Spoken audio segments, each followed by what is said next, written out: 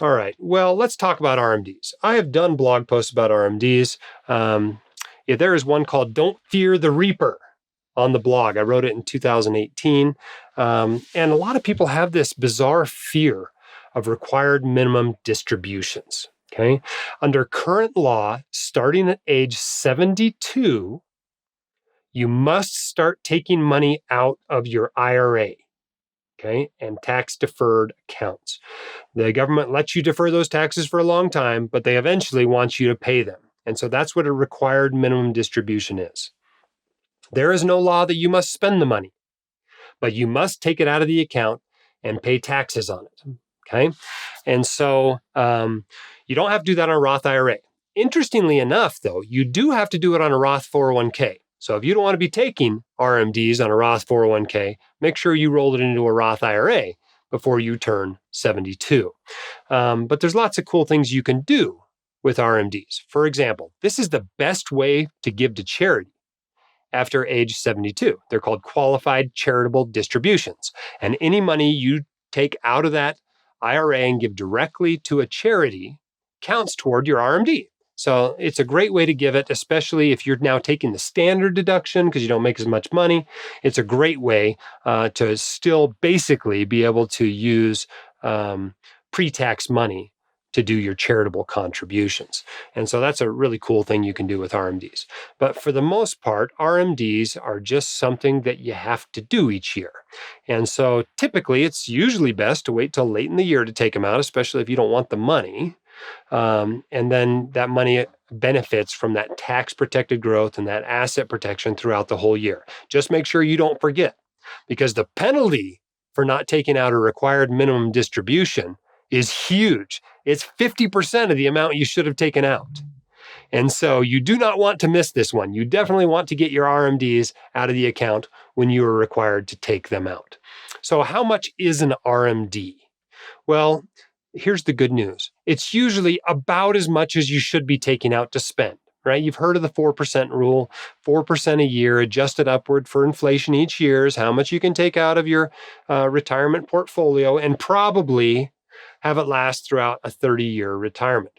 So what do RMDs start at? Well, at about age 72, they start at about 3.6%. And so it's about how much you should be taking out anyway. No big deal, right? That's what you should be spending from your retirement account. So it's okay to take them out and spend that money. That's what it's for. You paid taxes on it. You saved it your whole life for retirement. Now it's time to spend it on retirement. If you don't need it because you're so wealthy, maybe you should give it away. Maybe you should give it to charity. Maybe you should give it to family members who can use it. But you can just take the money out of the retirement account and reinvest it in a taxable account. That's completely permitted. So let's say your RMD was $40,000. You take $40,000 out. Maybe you're in the 25% tax bracket. Maybe you have them withhold $10,000 for you for taxes, and you reinvest the $30,000 in a taxable account. You have met your obligation. You have taken your RMD. You didn't have to spend any of that money. You basically just have to move it out of the retirement account. Roth conversions don't count toward that. You can't just convert it to a Roth IRA and call that a RMD. That doesn't work. So is there a minimum? Yeah, there's a minimum. They take basically the balance of that account at the end of the prior year, December 31st of 2020 is when your 2021 calculation is done.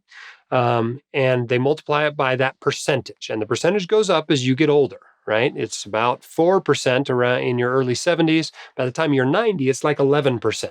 So 11% of what that balance was the year before. And everywhere in between, it gradually gets larger and larger. Is that a huge deal? Not really. I mean, imagine you have a $2 million in tax deferred assets, and you got to take, heaven forbid, you got to take 5% of that out. You got to take $100,000 out and pay taxes on it. If that's your only source of taxable income, although you'd probably have Social Security at that point, you're not going to pay that much in taxes on it.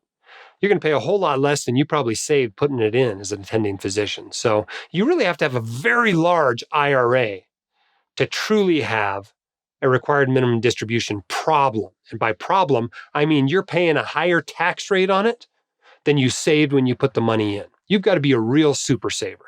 We're talking about, high 7-figure, 8-figure tax-deferred accounts. And most doctors aren't getting there with all their assets, much less just their tax-deferred accounts.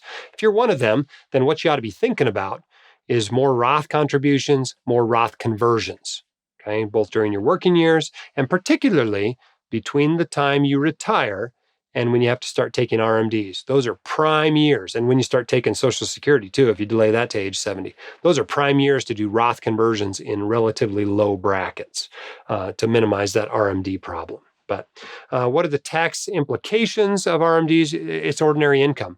You pay taxes on it. You don't have to pay Social Security or Medicare taxes on it. You paid that on the money before it went in, but you have to pay ordinary income tax rates on it. They're not capital gains or qualified dividend rates or anything. Is there a maximum? No, there's no maximum. The larger your account, the more you have to take out of it. So those are things to be thinking about with RMDs. A lot of people really make you fear them, like it's this huge tax bomb you're going to have down the road. Well, it's only a huge tax bomb if you did really, really well during your life. And if that's the case, you can usually see it coming enough that you can do some pretty significant Roth conversions to minimize the effects of that. For most people, it's income you're going to spend. You might as well pay taxes on it and take it out. Isn't it wonderful that the government let you put that off for 30 or 40 years and have it in this great asset protected account in the meantime? So don't have a lot of fear of RMDs. Certainly if you're a typical doc, you should not. If you got some crazy awesome situation where you're super wealthy, maybe you do have an RMD problem. But honestly, the solution to that is not to avoid retirement accounts in the first place or to take money out of them prematurely. It's to do Roth conversions. My dad, your host, Dr. Dolly, is a practicing emergency physician, blogger, author, and podcaster. He is not a licensed accountant, attorney, or financial advisor, so this podcast is for your entertainment and information only and should not be considered official, personalized financial advice.